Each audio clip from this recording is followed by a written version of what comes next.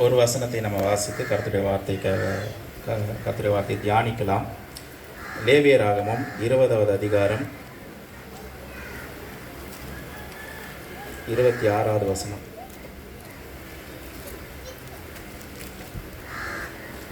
லேவியராகமம் பரிசுத்தராய் இருக்கிறபடியாலே நீங்களும் எனக்கேற்ற பரிசுத்தவன்களாய் இருப்பீர்களாக. நீங்கள் என்னுடையவர்களாய் இருக்கிறபடிக்கு உங்களை மற்ற ஜனங்களை விட்டு பிரித்தெடுத்தேன். ஆமென். கர்த்தராகிய நான் பரிசுத்தராய் இருக்கிறபடியினாலே நீங்களும் எனக்கேற்ற பரிசுத்தவான்களாய் இருப்பீர்களாக. நீங்கள் என்னுடையவர்களாய் இருக்கும்படிக்கு உங்களை மற்ற ஜனங்களை விட்டு பிரித்தெடுத்தேன். கர்த்தருடைய வார்த்தை சொல்லுகிறது, நம்முடைய ஆண்டவராகிய கர்த்தர், தேவனாகிய கர்த்தர், நம்முடைய ஆண்டவராகிய இயேசு கிறிஸ்து அவர் பரிசுத்தமுள்ள தெய்வமாக இருக்கிறார். அவர் பரிசுத்தமுள்ள தெய்வம். அவருடைய பரிசுத்தத்தை நம்மளால் அளவிட முடியாது. அப்பேற்பட்ட பரிசுத்தத்தினால் நிறைந்த தேவன் நம்முடைய தேவன். அவர் சொல்லுகிற ஒரு காரியம் என்னன்னா, நான் பரிசுத்தராய் இருக்கிறது போல நீங்களும் உங்கள் நடக்கைகள் எல்லாவற்றிலும் பரிசுத்தமுள்ளவர்களாக இருங்கள் என்று வேத வசனம் சொல்லுகிறது. அதை தான் நம்ம வேத பாடத்தில் நம்ம வாசித்தோம். 1 பேதுரு 1வது அதிகாரம் 1லிருந்து 16 வரைக்கும் சகோதரர் எபி அவர்கள் வாசித்தார்கள்.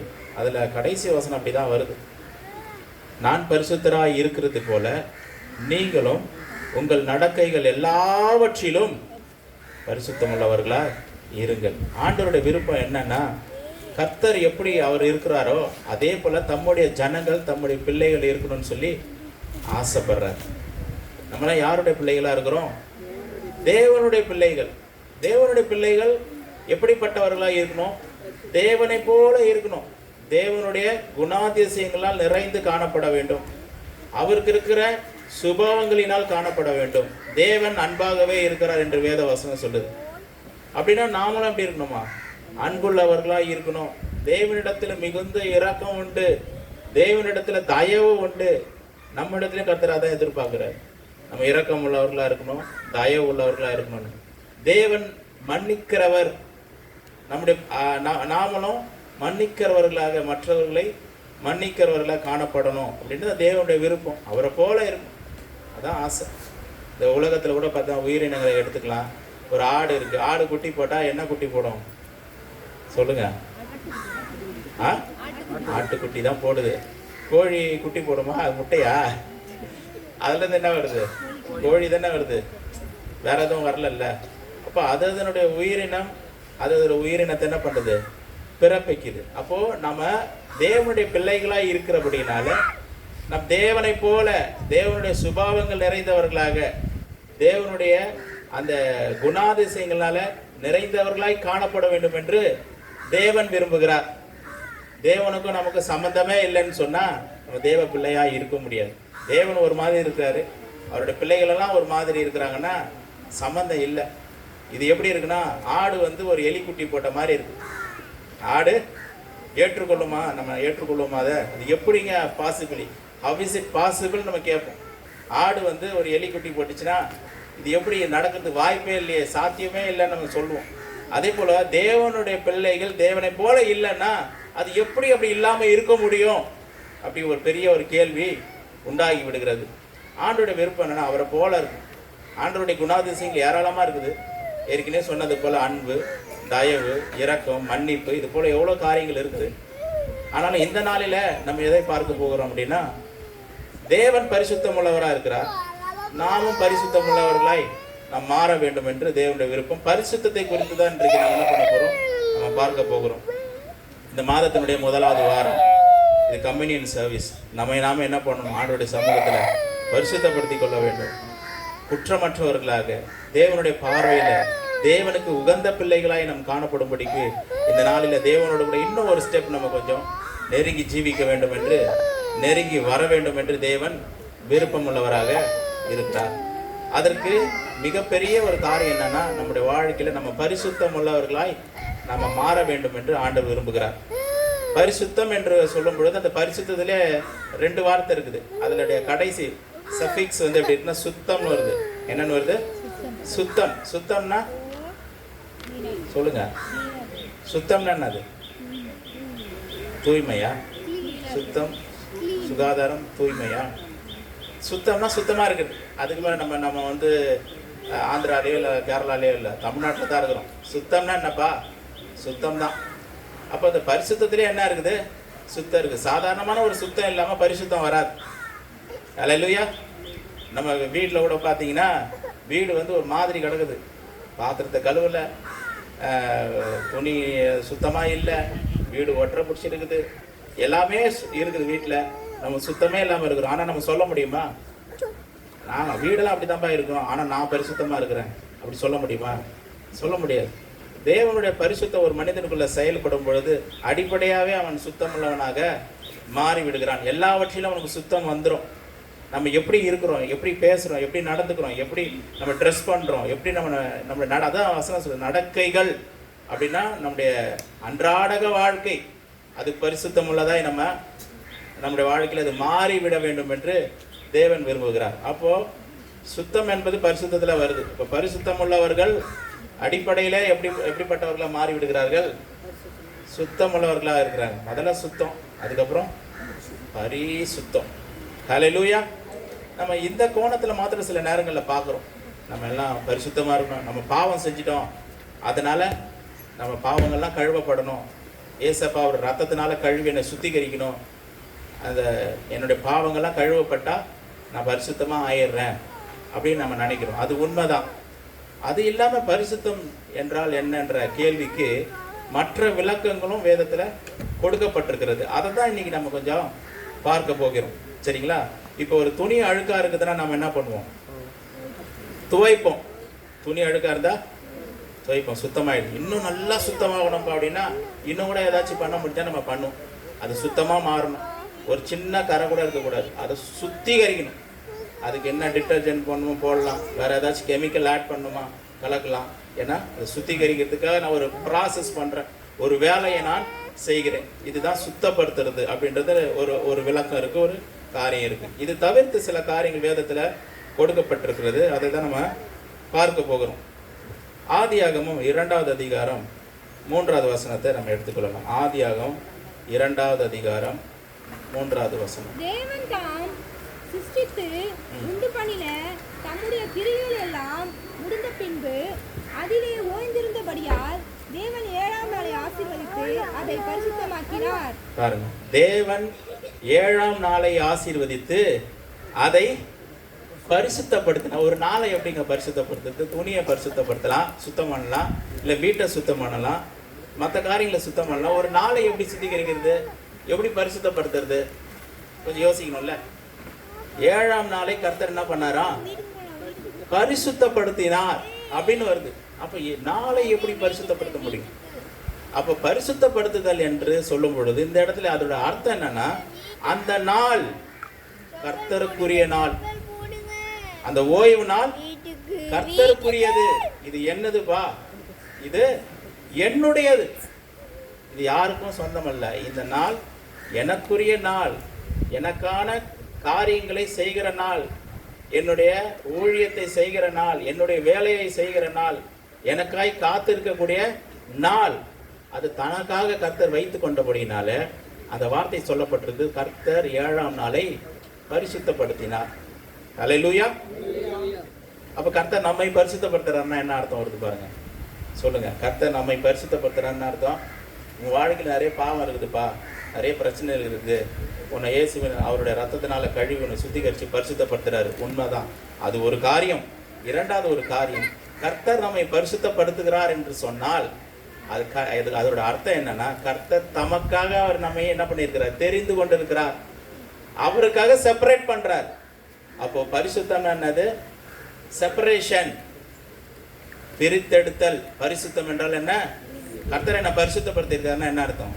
பேசிக்கலி என்ன பண்றாரு?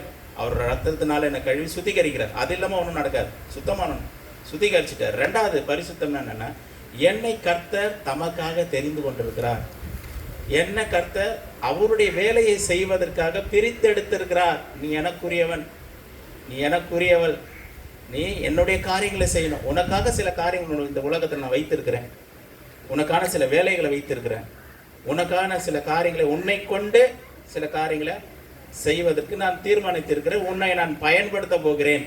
அதுக்காக கர்த்தர் என்ன பண்ணியிருக்காரு, நம்ம செப்பரேட் பண்றாரு, பிரித்தெடுக்கிறார், பரிசுத்த பண்ணுகிறார். ஹல்லேலூயா. ஒரு பாத்திர கடைக்கு நம்ம போகிறோம். அந்த பாத்திர கடையில் ஒரு உதாரணத்துக்கு சொல்கிறேன், டம்ளர் வாங்குகிறோம், 2 டம்ளர் வாங்குகிறோம், சரிங்களா? ஒரு டம்ளர் வீட்டில் தண்ணி குடிக்கிறதுக்கு வச்சுக்கிறோம், இன்னொரு டம்ளர் கம்யூனியனுக்காக நம்ம என்ன பண்ணுறோம், பயன்படுத்துகிறோம். ரெண்டுமே எங்கேருந்து வந்தது? ஒரே பாத்திர கடையில் தான் வந்துச்சு. ரெண்டுமே ஒரே பாத்திர கடையில் தான் வாங்கணும். அந்த ரெண்டு டம்ளரோட தன்மை மாறிடுச்சா? மாறலை. அதனுடைய மெட்டீரியல் ஏதாச்சும் மாறிச்சா? இல்லை. இல்லை விலை ஏதாச்சும் மாறிச்சா?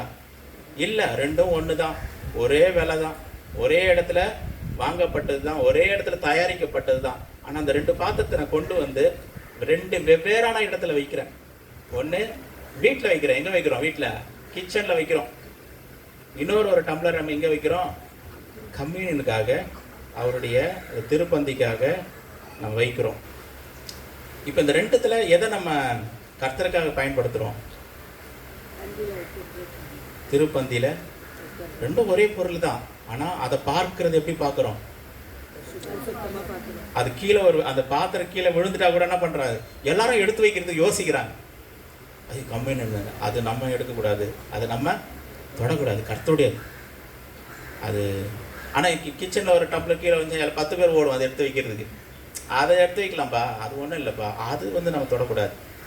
என்ன வருதுங்க இல்லையா? ஒரே காரியங்கள் தான், ஆனால் அதை பார்க்கிற விதங்கள் மாறி போகிறது.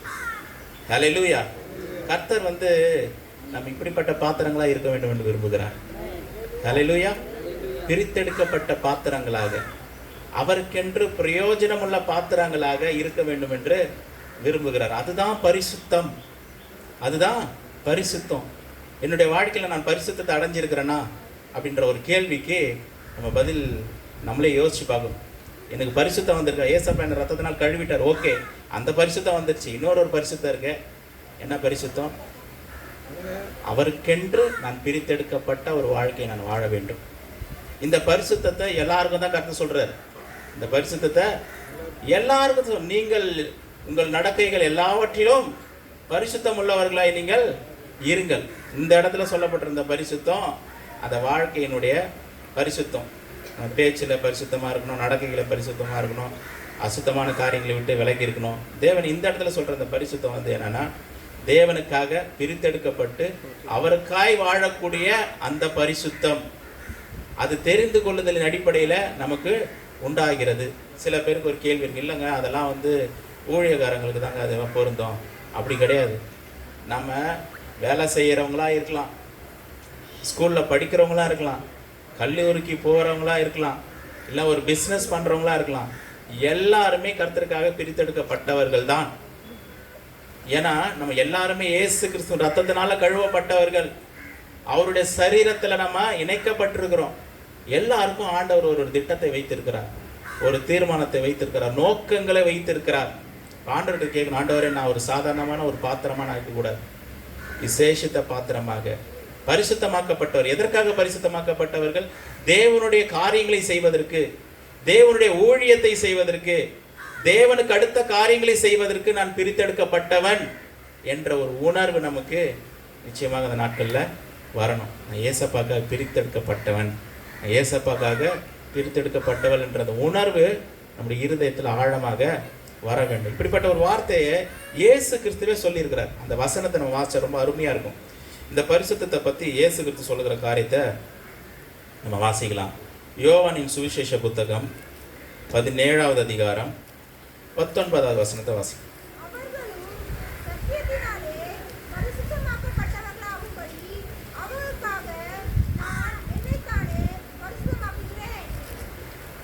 யோவான் 17:19 வாசிச்ச வசனம் தான். அவர்களும் சத்தியத்தினாலே பரிசுத்தமாக்கப்பட்டவர்களாகும்படி அவர்களுக்காக நான் என்னைத்தானே பரிசுத்தமாக்குகிறேன். ஏசப்பா அதுக்கு முன்னாடி பரிசுத்தம் இல்லாமல் போயிட்டாரா? சொல்லுங்க. ஏசப்பா அதுக்கு முன்னாடி வரைக்கும் பரிசுத்தமா இல்லையா? அவர் பரிசுத்தர் தான். அவர் பிறப்பிலிருந்தே அவர் பரிசுத்தம் உள்ளவராக தான் காணப்படுறாரு.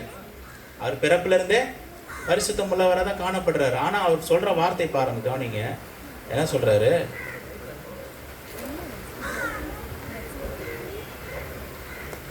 அவர்களும் சத்தியத்தினாலே பரிசுத்தமாக்கப்பட்டவர்களாகும்படி அவர்களுக்காக நான் என்னைத்தானே பரிசுத்தமாக்குகிறேன்.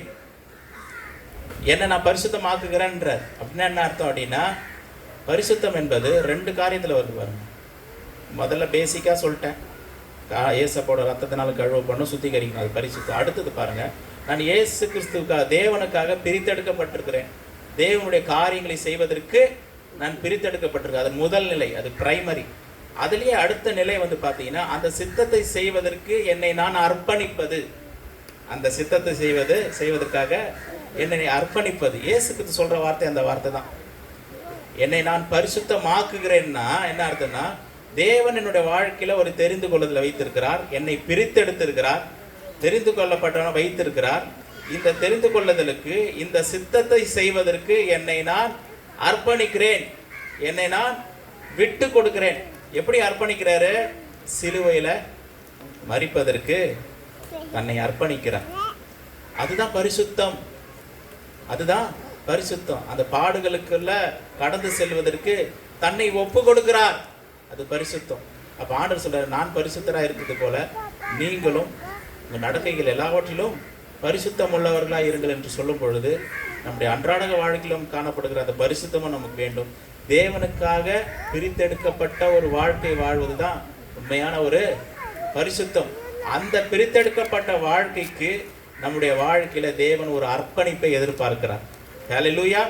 எந்த ஒரு மனிதன் அந்த சித்தத்திற்கு, அந்த திட்டத்திற்கு தன்னை அர்ப்பணிக்கிறானோ அந்த மனிதன் ஒரு கனத்திற்குரிய ஒரு பாத்திரமாக மாறி விடுகிறான். ஹல்லேலூயா, ஹல்லேலூயா. 10 பேர் இருக்கிறாங்க, அந்த 10 பேர்ல ஒருத்தர் வித்தியாசமாக தெரிகிறாருன்னா அதுக்கு காரணம் என்ன தெரியுங்களா? அந்த மனிதன் பரிசுத்தமாக்கப்பட்டவன். அந்த மனிதன் பரிசுத்தமாக்கப்பட்ட, தேவனுக்காக பிரித்தெடுக்கப்பட்டவன், தேவனுக்காக தேவனுடைய சித்தங்களை செய்கிற மனிதனாக பிரித்தெடுக்கப்பட்டவன், அந்த சித்தத்திற்கு தன்னை அர்ப்பணித்தவன். ஹல்லேலூயா. இப்ப ஆண்டவர் இயேசுக்கு சொல்றாரு, அவர்களுக்காக என்னை நான் என்ன பண்றேன்?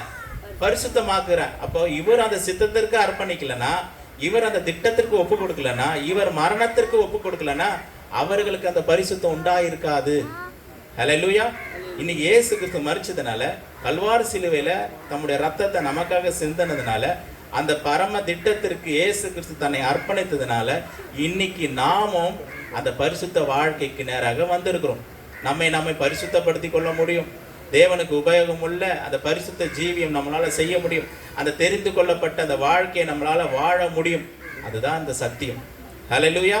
ஒரு பரிசுத்தமுள்ள ஒரு வாழ்க்கையை நம்ம வாழ வேண்டும் என்று தேவன் நம்முடைய வாழ்க்கையில விரும்புகிறார். எத்தனை பேருக்கு இந்த சத்தியம் புரியுது உங்களுக்கு? ஹல்லேலூயா.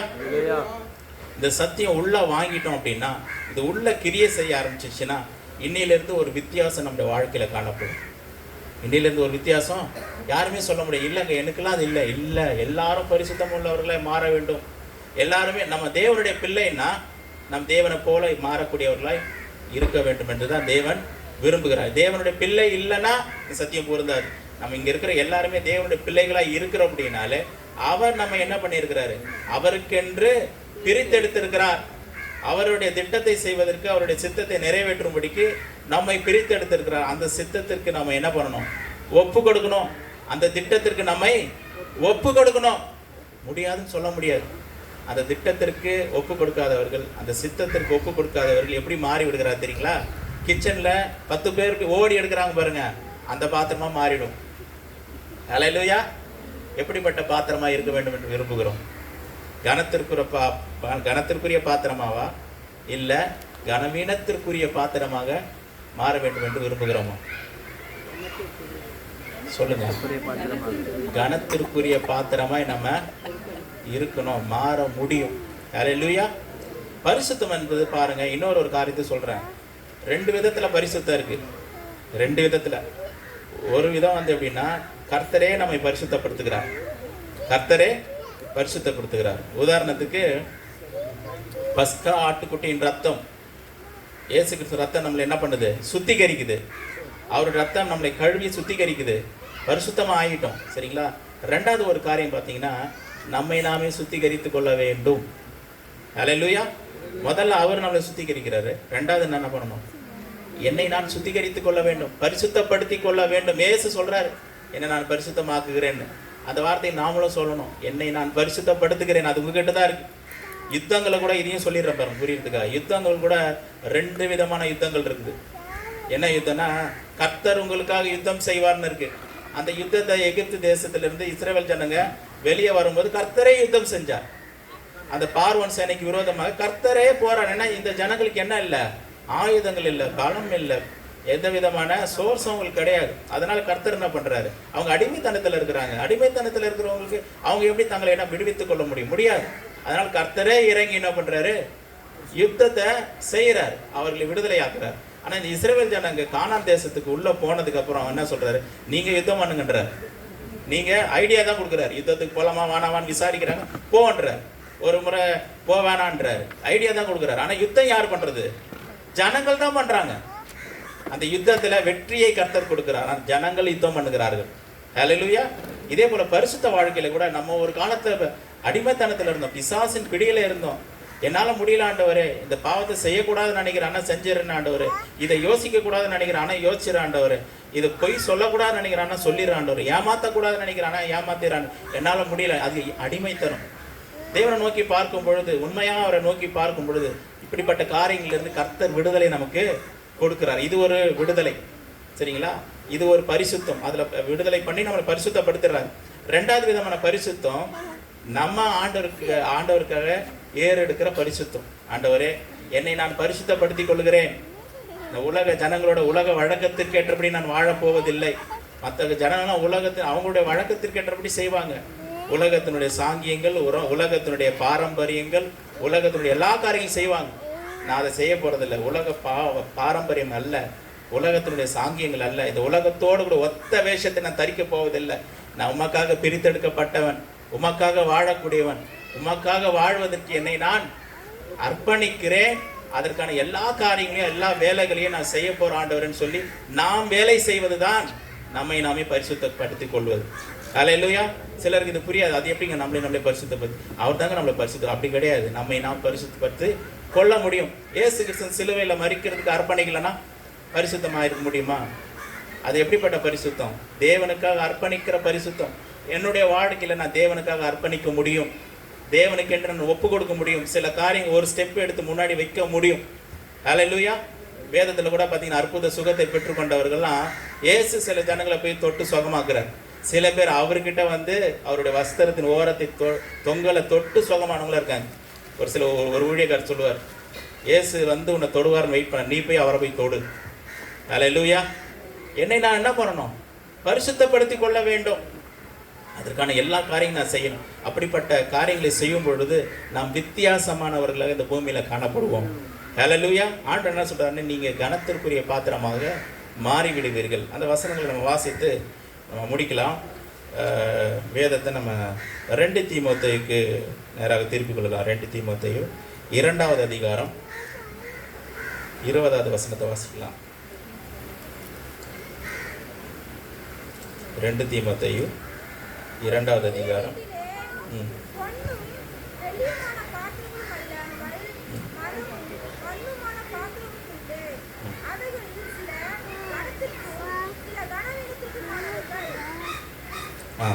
ஒரு பெரிய வீட்டிலே பொன்னும் வெள்ளியுமான பாத்திரங்களும் அல்லாமல் மரமும் மண்ணுமான பாத்திரங்களும் உண்டு.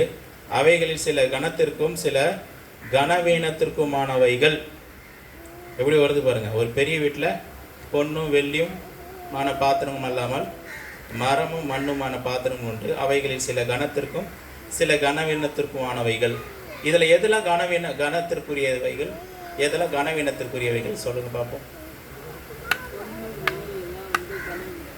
பொண்ணு வெள்ளி இவைகளெல்லாம் கனத்திற்குரிய பாத்திரங்கள். எதெல்லாம் கனவீனத்திற்குரிய பாத்திரங்கள்?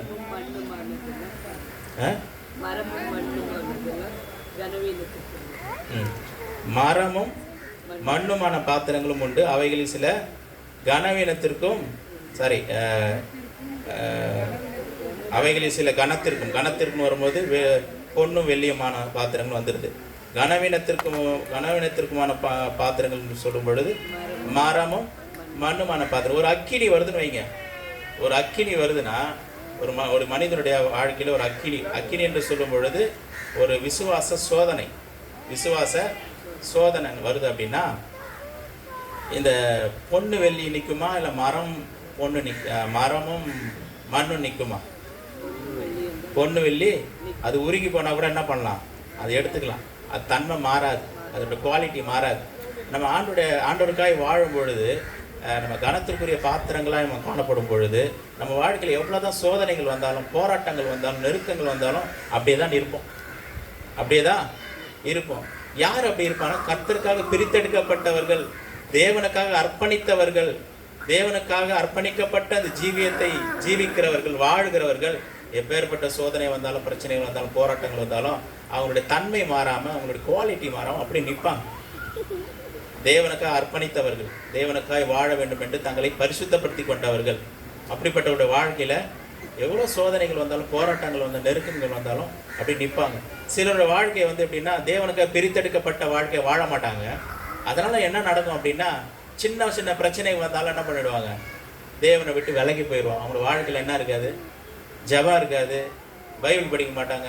ஏன் பைபிள் படிக்கல? இல்லைங்க, ஒரு பிரச்சனைங்க, அதனால் பைபிள் படிக்க தோணலை. சின்ன காரியம். ஏன்னா அவங்களுக்கு தேவனுக்காய் வாழ்வதற்கென்று தங்களை பிரித்தெடுக்கவில்லை. இன்னமும் என்ன இருக்குது, உலகத்தோடு கூட ஒரு ஐக்கியம் இருக்குது. ஆண்டவர் சொல்றார், உலக சிநேகம் தேவனுக்கு விரோதமான பகை. உலக சிநேகம், உலக ஃப்ரெண்ட்ஸு தேவை, உலகத்தினுடைய நட்பு தேவை, உலகத்தினுடைய சொந்த பந்தம், அவங்களுடைய வழிபாடுகள், வழிமுறைகள் எல்லாத்துலேயும் இருப்பாங்க. எதையுமே மிஸ் பண்ண மாட்டாங்க. உலகத்தோட ஒன்றித்து வாழ்வாங்க. கர்த்தருக்கு அவங்களுக்கு என்ன இருக்காது, சம்மந்தம் இருக்காது. ஏங்க அப்படி இருக்கிறீங்கன்னா, இல்லைங்க, நான் அதை எங்கே விட முடியும், இவங்க நினச்சா பிரித்து எடுக்க முடியும். அதுக்காக பவுல் சொல்கிறார், அதுக்காக இந்த பூமி யாருக்கிட்ட பேசக்கூடாது, பழகக்கூடாதுலாம் இல்லை. இந்த உலகத்தை அப்படி இருந்தால் இந்த உலகத்தை விட்டு எடுபட வேண்டியதாக இருக்குமே அப்படின்னு சொல்கிறார். இந்த உலகத்தில் தான் இருக்கிறோம், யாரோடு கூட நம்ம பழகுறோம் தான், எல்லாருக்கிட்டும் பேசுகிறோம் தான். ஆனால் நம்முடைய ஈடுபாடு, நம்முடைய எண்ணங்கள், நம்முடைய சிந்தனை, யாரை நம்ம ப்ளீஸ் பண்ணுறதுக்கு நம்ம ஆயத்தமுள்ளவர்களாக இருக்கிறோம், எவருடைய திட்டத்தை நிறைவேற்றுவதற்கு நம்மை ஒப்பு கொடுத்திருக்கிறோம், நம்மை அர்ப்பணித்திருக்கிறோம் என்பது ரொம்ப ரொம்ப முக்கியம். இன்னைக்கு யோசிச்சு பார்க்கணும், எந்த ஒரு காரியத்திற்காக நம்ம தேவனுக்காக ஒப்பு கொடுத்துருக்கணும்னு யோசிக்கணும். அப்படி ஒப்பு கொடுக்கலையா, இது வரைக்கும் நம்ம பரிசுத்தமாகவில்லை என்ற அர்த்தம். எனக்கு ஏதோ ஒரு கர்த்தர் ஒரு வேலையை கொடுத்துருக்கிறார், ஒரு திட்டத்தை கர்த்தர் எனக்கு கொடுத்துருக்கிறார், அந்த திட்டத்தை நிறைவேற்றுவதற்காக என்னை ஒப்பு கொடுத்துருக்கிறேன் அப்படின்னா நம்ம பரிசுத்தமாக்கப்பட்டவர்களாய் நம்ம காணப்படுகிறோம் ஆண்டவருடைய பார்வையில். ஹல்லேலூயா. கனத்திற்குரிய பாத்திரங்களாய் நம்ம காணப்படுகிறோம். எத்தனை பேருக்கு ஆசைனா கனத்திற்குரிய பாத்திரமா வாங்க? பாதி தூக்குன்னு அர்த்தம், கால்வாசி தூக்குறீங்க சில பேர் பாதி தூக்குறீங்க சில பேர். ஹல்லேலூயா. கனத்திற்குரிய பாத்திரம், எல்லாம் சொல்லுங்க, கனத்திற்குரிய பாத்திரம். இந்த கனத்திற்குரிய பாத்திரங்களா மாறணும்னு அந்த வாஞ்சை வந்துருச்சு அப்படின்னா இன்னைக்கு நம்ம அர்ப்பணிக்கணும். ஏசப்பா, நமக்காய் வாழ்வதற்கு என்னை அர்ப்பணிக்கிறேன். உலக காரியம் எனக்கு வேணாம், உலக சிநேகம் வேணாம், உலகத்தினுடைய பாவங்கள் எனக்கு வேணாம், உலகத்தினுடைய சிற்றின்பங்கள் எனக்கு வேணாம். அதுலேருந்து நான் பிரித்தெடுக்கிறேன். உம்முடைய காரியத்தை செய்வதற்கு, உம்முடைய திட்டத்தை நிறைவேற்றுவதற்கு, நீர் எனக்கு கொடுத்திருக்கிற அந்த ஊழியத்தை நிறைவேற்றுவதற்கு, உம்முடைய காரியங்களை செய்வதற்கு என்னை நான் விட்டு கொடுக்குறேன், என்னை அர்ப்பணிக்கிறேன், எனக்கு கிருபை கொடுங்கன்னு சொல்லி நம்ம கேட்டோம் அப்படின்னா நம்ம கர்த்தர் நம்மை கனத்திற்குரிய பாத்திரமாய் நம்ம உயர்த்துவார். ஹல்லேலூயா. ஒரு வித்தியாசம் உண்டாயிருக்கும், நம்ம போகிற இடத்துல, பேசுகிற இடத்துல, பழகுற இடத்துல ஒரு வித்தியாசம் இருக்கும். உங்ககிட்ட பேசினா ஒரு வித்தியாசம் தெரியுது. காரணம், கனத்திற்குரிய பாத்திரம். ஹல்லேலூயா. கனத்திற்குரிய பாத்திரம் பார்த்தீங்கன்னா அது பிரயோஜனம் உள்ள பாத்திரம், கர்த்தருக்கு பிரயோஜனம் உள்ள பாத்திரம். பயன்படாத ஒரு பாத்திரத்தை கர்த்தர் யூஸ் பண்ண முடியுங்களா? சொல்லுங்க. பயன்படாத ஒரு பாத்திரத்தை கர்த்தர் பயன்படுத்த முடியுமா? யூஸ் ஆகாத ஒரு பாத்திரம், இதை வச்சு என்ன பண்ண முடியும்? ஒரு சின்ன மக்கு இருக்குது, அதில் ஓட்டை இருக்குது, பெரிய ஓட்டை இருக்குது, அதை வச்சு நம்ம தண்ணி எடுப்போமா? சொல்லுங்கள். அது ரொம்ப ஓரமாக எங்கேயாவது கிடக்கும், ஏன்னா அது உடஞ்சி போயிடுச்சு. நிறைய பேரோட வாழ்க்கையில் நிறைய ஓட்டை உடைசல்கள்லாம் இருக்குது, அதனால் நிறைய லீக்கேஜ் இருக்குது. அபிஷேகம் கூட பாருங்கள், ஆண்டவர் அபிஷேகம் பண்ணுவார், ஆண்டோட அபிஷேகம் வரும். இவங்க என்ன பண்ணுவாங்க, இந்த உலகத்துடைய காரியத்தில் ஈடுபடும் போது அந்த அனாயிண்டிங் எல்லாம் அப்படியே போயிடும். அந்த அபிஷேகம் இங்கே தங்கிறது காரணம் என்னென்னா நம்ம பரிசுத்தப்படுத்திக்கல. இங்கே எதோ ஒன்று பெறுறோம், வெளியில் போய் என்ன பண்ணிடுறோம், அது விட்டுரும். ஹல்லேலூயா. நிறைய பேர் நிறைய ரகசியங்கள் தெரியாது. சில பேர் என்ன பண்ணுவாங்க, ஃபாஸ்டிங் இருப்பாங்க, நல்லா ஃபாஸ்டிங் இருக்கிறதுனால நல்லா ஃபாஸ்டிங் இருப்பாங்க. ஃபாஸ்டிங் முடிஞ்சதுக்கப்புறம் மறுபடியும் என்ன பண்ணுவாங்க, உலகத்தினுடைய காரியத்தில் பாவமான காரியத்தை ஈடுபடுவாங்க. அதனால் என்ன நடக்குதுன்னா, நீங்கள் ஃபாஸ்டிங் இருக்கும்பொழுது தேவனுடைய அபிஷேகம் நம்ம மேலே வர்றதெல்லாம் உண்மைதான், அவருடைய மகிமை வர்றதெல்லாம் உண்மைதான். ஆனால் அந்த பாவத்திற்கு விற்று போடும் பொழுது நம்முடைய வாழ்க்கையில் வெளிப்பட்ட அந்த அனாயிண்டிங், அந்த பவர் அப்படியே அந்த பிசாசுக்கு போயிருந்தது, அது அப்படியே டிரான்ஸ்ஃபர் ஆகிடுது. இன்றைக்கும் பிசாசு வந்து பயங்கரமாக செயல்படுறோன்னா காரணம் என்னென்னா, தேவ பிள்ளைக்கு தேவனிடத்திலிருந்து வல்லமையை வாங்கி பெற்று அது உலகத்துக்கும் உலக ஜனங்களுக்கும் பிசாசுகளுக்கும் என்ன பண்ணுறாங்க, விற்று போட்டுடுறாங்க. லீக்கேஜ், வாழ்க்கையில் காணப்படுகிற இந்த அபிஷேகம் லீக் ஆகிறதுனால அவங்களால ஷைன் பண்ண முடியும். ஆண்டோடைய சமூகத்தை நம்ம கேட்குறோம், ஆண்டவரே நான் பிரித்தெடுக்கப்பட்ட பாத்திரமாக, உமக்கு பிரயோஜனமுள்ள பாத்திரமாக, உமக்கென்று என்னை அர்ப்பணிக்கிற ஒரு பாத்திரமாக என்னை நான் மாற்றுகிறேன் ஆண்டவர், உங்களுடைய சமூகத்தில் அர்ப்பணிக்கிறேன் என்று சொன்னோம்னா நிச்சயமாக ஒரு வித்தியாசம் நம்முடைய வாழ்க்கையில் காணப்படும். ஒரு வித்தியாசம். யாராக நம்ம முன்னாடியே சொல்லிட்டு யார் வேணால் நம்ம இருக்கலாம். வேலை செய்கிறவங்க, படிக்கிறவங்க, பிஸ்னஸ் பண்ணுறவங்க, எந்த காரியத்தை வேணால் செய்யலாம். ஆனால் எல்லாருக்கும் ஆண்டவர் ஒரு சில பொறுப்புகளை, சில காரியங்களை நம்முடைய வாழ்க்கையில் வைத்திருக்கிறாங்க. அதை நம்ம செய்யும் பொழுது, அதற்கு நம்ம விட்டு கொடுக்கும் பொழுது, விட்டு கொடுக்குறது தான் பரிசுத்தப்படுத்துறது. அதை செய்வதற்கு தீர்மானம் பண்ணுறது தான் பரிசுத்தப்படுத்துது. அந்த பரிசுத்தம் நம்முடைய வாழ்க்கையில் வந்துருச்சு அப்படின்னா நம்முடைய வாழ்க்கையில் ஒரு வித்தியாசம் நிச்சயமாய் காணப்படும். ஹல்லேலூயா. தேவனுடைய மகிமை நம்ம மேலே தங்கும், தேவனுடைய மகிமை நம்ம மேலே தங்கும், தேவனுடைய ஆளுகை நம்ம மேலே இருக்கும், தேவனுடைய ஆசீர்வாதங்கள் நம் வழியாக, நம் மூலமாக மற்ற ஜனங்களுக்கும் செல்லும். அப்படிப்பட்ட ஒரு உன்னதமான வாழ்க்கைக்காக கர்த்தர் நம்மை அழைக்கிறார். எத்தனை பேர் நீங்கள் ஒப்பு கொடுக்க ஆயத்தமாக இருக்கிறீங்க? ஆண்டவருக்கு ரொம்ப பிடிச்ச ஒரு காரியம் தெரியுங்களா? நேர்மை, ஹானஸ்டி. அந்த ஹானஸ்டி வந்து ரொம்ப ரொம்ப முக்கியம் ஆண்டவருக்கு. ஆண்டவரே உண்மையாக அர்ப்பணிக்கிறேன்னு அர்ப்பணிக்கிறேன், யார் பிறர் முகம் பாராமல், மற்றவங்களுடைய முகத்தை பார்க்காம, ஏசப்பா நான் இதுக்காக அர்ப்பணிக்கிறேன், என்னை உமக்கென்று உங்களுடைய சித்தத்தை செய்வதற்கு அர்ப்பணிக்கிறேன்னு நம்ம சொல்லிட்டோம்னா அப்போவே நம்மை பரிசுத்தப்படுத்தி விட்டோம் என்ற அர்த்தம். ஹல்லேலூயா. அதன் வழியில் நம்ம நடக்கும் பொழுது ஒரு வித்தியாசமானவர்களாக இந்த உலகத்தில் நம்ம காணப்படுறோம். எந்த விதமான ஒரு பரிசுத்தமாக நம்முடைய வாழ்க்கையில் இல்லை அப்படின்னா நம்முடைய வாழ்க்கையிலும் ஆசீர்வாதங்கள் இருக்காது, மற்ற ஜனங்களுக்கும் அது ஆசீர்வாதமாக இருக்காது. ஆண்டவருடைய விருப்பமே என்னன்னா, நாம் ஆசீர்வாதமாக இருக்கணும், நம் மூலமாக அநேக ஜனங்களும் ஆசீர்வதிக்கப்படணும். எந்த ஆப்ஷனை நம்ம விரும்புகிறோம் சொல்லுங்க? நானும் ஆசீர்வாதமாக இல்லைங்க, என் மூலமாக மற்றவங்களும் ஆசீர்வாதமே இல்லைங்க, அந்த வாழ்க்கையா? அல்லது நான் ஆசீர்வாதமாக இருக்கணும், என் தேவனுக்கு நான் ஆசீர்வாதமாக இருக்கணும், என் மூலமாக அநேக ஜனங்கள் ஆசீர்வதிக்கப்படணும், எந்த வாழ்க்கை நம்ம தெரிந்து கொள்ள போகிறோம்? அது உண்மையாக நம்ம தீர்மானம் எடுக்கணும். தேவனுடைய சமூகத்தில் அந்த உண்மை ரொம்ப முக்கியம், அந்த ஹானஸ்டி ரொம்ப முக்கியம். சில பேர் வந்து ஒப்பு கொடுங்கன்னா, கை தூக்குங்கன்னா மற்றவங்களுக்காக கை தூக்க, நம்ம தூக்கலைன்னா எதனா நம்மளை கேட்டுருவாங்களோ? அப்படி கிடையாது. நம்ம இருதயத்தை கர்த்தர் பார்க்குறார். மனுஷன முகத்தை பார்க்குறான், கர்த்தரோ இருதயத்தை பார்க்குறார். இன்றைக்கி ஏன் நம்ம ஒப்பு கொடுக்கக்கூடாது? இவ்வளோ போராட்டங்கள், இவ்வளோ பிரச்சனை நம்முடைய வாழ்க்கையில், நாம் ஏன் தேவனுக்கு ஒப்பு கொடுக்கக்கூடாது? தேவனுடைய வழியில் நடப்பதற்கு நாம் ஏன் ஒப்பு கொடுக்கக்கூடாது? அதில் எவ்வளோ ஒரு ஆசீர்வாதங்கள் இருக்குது, அதில் எவ்வளோ ஒரு மகிமை இருக்குது. தேவன் நம்மோடு கூட நடக்கிறார், தேவன் நம்ம மூலமாக வெளிப்படுகிறார், தேவனுடைய அற்புதங்கள் நம்ம மூலமாக வெளிப்படுகிறது, அநேக ஜனங்கள் ஆசீர்வதிக்கப்படுகிறார்கள். இவ்வளோ காரியங்களை கர்த்தர் வைத்திருக்கிறாரு. ஏன் நான் ஒரு நபருக்காக நான் ஆசீர்வாதமாக இருக்கக்கூடாது? என் பக்கத்தில் வீட்டில் இருக்கிறவங்களுக்கு நான் ஏன் ஆசீர்வாதமாக இருக்கக்கூடாது? என்னுடைய சொந்த பந்தத்திற்கு சொந்தக்காரங்களே வேணாம் ஒதுக்கி தரலன்னு நான் சொல்லலை. நம்ம ஆசீர்வாதம் மாறி அந்த சொந்த ஜனங்களுக்கும் நம்ம ஆசீர்வாதம் உள்ளவர்களே மாறும். நாம் அவர்களுடைய வழியில் போகாமல் அவர்களை கர்த்தர் பக்கமாக நம்முடைய வழிகளை கொண்டு வர முடியுமே. ஹல்லேலூயா. நம்ம உண்மையாக அவர்கள் நேசிக்கக்கூடியவர்களாக இருந்த நம்முடைய சொந்த ஜனங்கள், குடும்பத்தாரை நாம் நேசிக்கக்கூடியவர்களாக இருந்தால் அவர்கள் கம்ப்ளீட்டாக விட்டு விலகிறது இல்லை. அவர்களை தேவன் பக்கமாய் திருப்புவதற்கு நாம் கனமுள்ள பாத்திரமாக மாற வேண்டும் என்று தான் சொல்கிறோம். அப்படி நம்ம மாறிட்டோன்னா அந்த ஜனங்கள், நம்முடைய குடும்ப ஜனங்கள், உறவினர்கள் எல்லாமே தேவன் பக்கமாக வருவார்கள். தேவனுக்கென்று காரியங்கள் எழும்பி அவர்கள் செய்வார்கள். இன்றைக்கி அதுக்கு அப்படியே ஆப்போசிட்டாக செய்கிறாங்க. என்னென்னா அவங்க பக்கம் இவங்க போயிடுறாங்க. இவங்களோட வாழ்க்கையில் ஜபம் இல்லை, வேத வாசிப்பு இல்லை, தேவனை தேடுகிற காரியங்கள் இல்லை. சபைக்கு 9 மணிக்கு வர சொன்னால் எத்தனை மணிக்கு வராங்க சொல்லுங்க? 9:05 9 மணிக்கு வர சொன்னால் 9:30, சிலர் 9:45, சிலர் 10 அப்படிலாம் இருக்கிறாங்க. அப்போது தேவனுக்காய் வாழ்வதற்கு என்ன பண்ணல, அவங்க சீரியஸாக மாறலை. அந்த அப்படிப்பட்ட எண்ணங்கள் இன்னும் வரல. அப்போ அவருடைய வாழ்க்கையில் ஆசீர்வாதங்கள் இல்லை, மற்ற ஜனங்களுக்கும் அவர்கள் என்ன பண்ண முடியல, ஆசீர்வாதங்களை கொண்டு செல்ல முடியல. ஆனால் ஆண்டவருடைய விருப்பம் நாம் ஆசீர்வாதமாக இருக்கணும், மற்றவர்களுக்கும் நம்ம ஆசீர்வாதமாக இருக்கணும், மற்றவர்களுக்கு நம்ம மூலமாக ஆசீர்வாதம் கடந்து செல்லும். அதுதான் தேவனுடைய ஆசை, விருப்பம். அதுக்கு ஆண்டவர் வச்சிருக்கிற சீக்ரெட் என்னன்னா, நாம் நம்மை அந்த பரிசுத்த வாழ்க்கைக்கு அர்ப்பணிப்பது, தேவனுக்காக நம்மை பிரித்தெடுத்து தேவனுடைய காரியங்களை செய்வதற்கென்று நம்மை பிரித்தெடுக்க வேண்டும். அந்த காரியங்களை செய்வதற்கு நம்மை அர்ப்பணிக்க வேண்டும். இது வந்துருச்சுன்னா, இதை மட்டும் நீங்கள் செஞ்சிட்டிங்கன்னா வாழ்க்கையில் அடுத்த ஒரு 6 மாதம் சொல்கிறேன் பாருங்கள், இது மாதிரி இருக்காது லைஃப். ஆனால் இதை செய்யலை அப்படின்னா அடுத்த 60 வருஷம் ஆனாலும் சரி வாழ்க்கை ஒன்றும் பெருசாக மாற போகிறது இல்லை.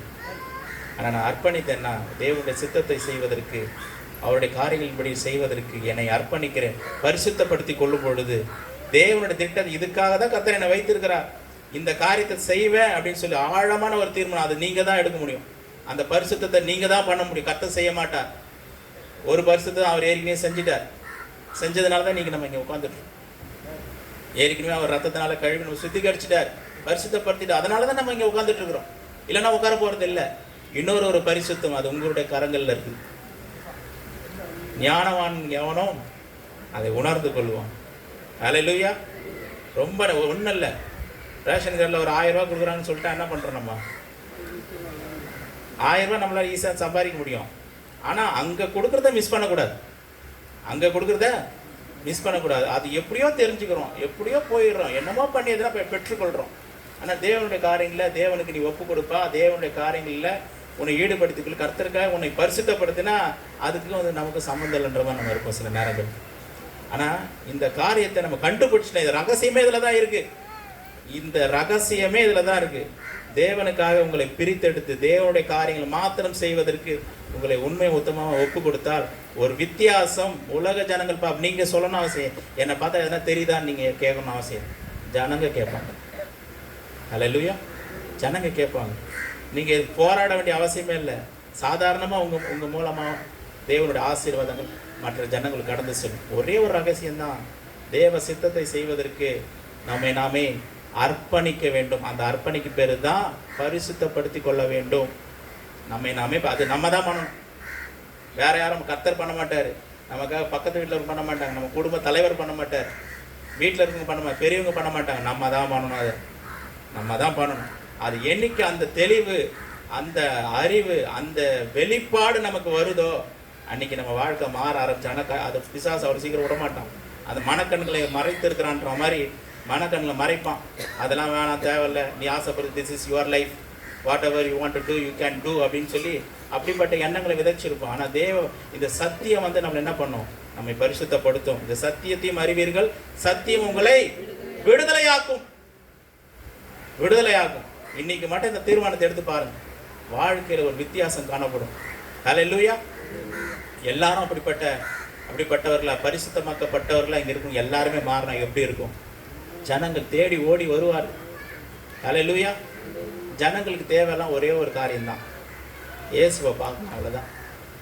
அவங்களுக்கு பிரசங்கங்கள்லாம் கூட பெருசாக முக்கியம் இல்லை, இயேசுவை பார்க்கணும். அழகாக பேசுகிறாங்க, அழகாக பிரசங்கம் பண்ணுறாங்க, அழகாக ஆடுறாங்க, டான்ஸ் அதெல்லாம் இல்லை. என் இயேசு எனக்காக என்ன சொல்கிறார், என்னை குறித்து என்ன, எனக்கு எவ்வளோ பிரச்சனைகள் இருக்குது, எவ்வளோ சூழ்நிலை இருக்குது, இந்த இயேசு எனக்கு என்ன செய்வார்? ஜனங்களுக்கு அதுதான் தேவை.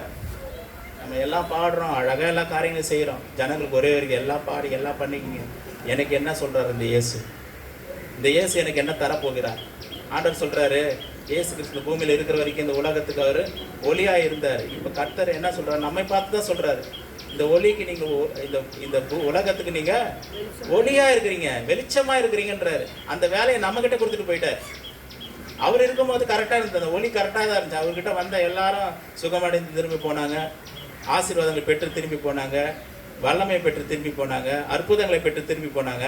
ஆனால் அதே வேலையை நம்மக்கிட்ட கொடுத்துருக்குறாரு. நான் வந்து உங்களுக்காக என்னை பரிசுத்தப்படுத்திக்கிறேன், அர்ப்பணிச்சிட்டேன், இனிமேல் அந்த பரிசுத்தத்தை நீங்கள் பண்ணுங்கள். அந்த பரிசுத்த வாழ்க்கை உங்களை ஒப்பு கொடுத்து நீங்கள் இந்த உலகத்துக்கு ஒளியாக இருங்கன்னு சொல்லி விட்டுடுறாரு நம்மளை. ஆனால் நம்ம என்ன பண்ணுறோம், அந்த பரிசுத்தத்துக்கு அர்ப்பணிக்காமல் அந்த உலகத்தோடு ஒட்டி வாழ்கிறோம். அதனால் இந்த ஜனங்களுக்கு ஒளி கிடைக்கல, ஜனங்களுக்கு வெளிச்சம் கிடைக்கல, ஜனங்களுக்கு ஆசீர்வாதம் போய் சேரலை. இன்னைக்கு இங்கே இருக்கிற எல்லாருமே நம்ம அதுக்காக ஒப்பு கொடுத்தோம். ஆண்டவரே என்னை ஒப்பு கொடுக்குறேன், என்னை பரிசுத்தப்படுத்தி கொள்ளுகிறேன் ஆண்டவரே அப்படின்னு சொல்லி ஒப்பு கொடுத்த ஒரு பெரிய மாற்றங்கள் உண்டாகும். உதிக்கிறவனுடைய ஒளியின் இடத்திற்கு ஜனங்கள் தேடி ஓடி வருவார்கள், ராஜாக்கள் நடந்து வருவார்கள் ஆண்டவர் சொல்றார். அந்த பரிசுத்த வாழ்க்கைக்கு நம்ம ஒப்பு கொடுத்தா ஒரு மாற்றங்கள் நம்முடைய வாழ்க்கையில் உண்டாகும். நம்ம வாழ்க்கை நல்லா இருக்கும், நம்முடைய சந்ததி நல்லா இருக்கும், சந்ததியினுடைய சந்ததி நல்லா இருக்கும். அதுக்காக கர்த்தர் நம்ம அழைக்கிற ஒப்பு கொடுத்தோம்னா கர்த்தர் வித்தியாசத்தை நம்ம வாழ்க்கையில் காண்பிப்போம். நம்ம யாரும் செவிக்கலாம், கண்களை மூடுவோம். பரலோக பிதாவே, பரிசுத்த பிதாவே, நமக்கு நன்றி. நீங்கள் கொடுத்த அந்த வார்த்தைகளுக்காய் ஸ்தோத்திரம். அந்த வார்த்தை எங்களுடைய இருதயத்தில் பேசட்டும், 100 மடங்கு பலன் தரட்டும். ஆண்டவரே, ஆண்டவர் உமக்காக நாங்கள் ஓடுவதற்கு, உழைப்பதற்கு, உங்களுடைய காரியங்களை செய்வதற்கு எங்களை நாங்கள் அர்ப்பணிக்கிறோம். எங்களை தகுதிப்படுத்துங்க ஆண்டவரே. எங்களை நாங்கள் உமக்காக விட்டு கொடுக்குறோம் ஆண்டவரே. உம்முடைய வாழ்க்கையை நாங்கள் வாழ்வதற்கு, நீர் எங்கள் வாழ்க்கையில் வைத்திருக்கிற சித்தத்தை செய்வதற்கு, திட்டங்களை நிறைவேற்றுவதற்கு எங்களை ஒப்புக் கொடுக்குறோம். எங்களுக்கு உதவி செய்யுங்க ஆண்டவரே. ஆண்டவரே, என்று ஜெபித்துக் கொண்டிருக்கிற ஒவ்வொரு பிள்ளைகளுடைய ஜெபத்தை கர்த்தர் கேட்டு ஒவ்வொருவரையும் கர்த்தாவே நீர் ஆசீர்வதிக்க முடியாது ஜெபிக்கிறேன். பெரிய காரியங்கள் செய்யுங்க, அதிசயம் செய்யுங்க. இயேசுவின் நாமத்தினால பிதாவே, ஆமென்.